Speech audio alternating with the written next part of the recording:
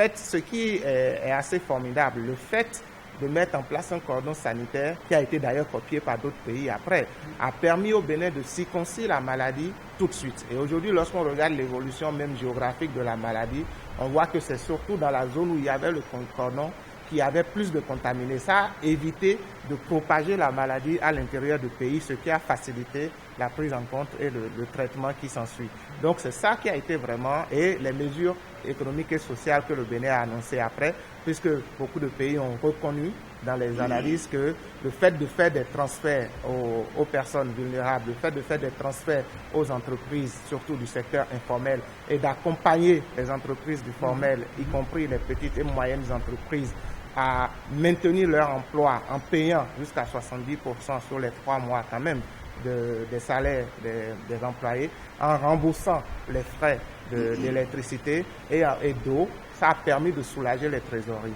Mais parallèlement, le Bénin est en train de penser à des mesures beaucoup plus structurantes qui consistent à mettre en place le fonds de garantie et le fonds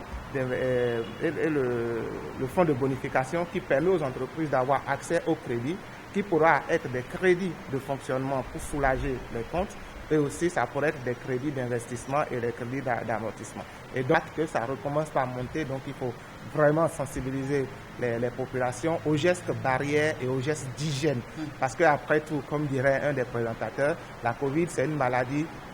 d'hygiène. Il faut se laver les mains régulièrement. Toutes ces habitudes qui semblent assez basiques avaient été abandonnées, et la Covid nous a rappelé qu'il faut repartir vers ces habitudes et rester vraiment prudent et garder la vigilance. Il a été aussi recommandé au Bénin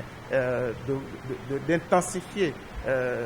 les mesures qui vont permettre d'avoir accès à l'éducation, et que le retour à l'école ne lâche pas beaucoup de personnes sur le carreau. Et dans ce cas-là, c'est beaucoup plus d'aller vers la digitalisation, le e-learning et l'apport de plusieurs méthodes qui peuvent être liées au numérique pour faciliter l'accès à l'éducation aux populations les plus démunies et à toutes les populations d'un niveau équitable sans qu'il y ait discrimination possible, pour ne laisser personne de côté comme le préconisent les ODD.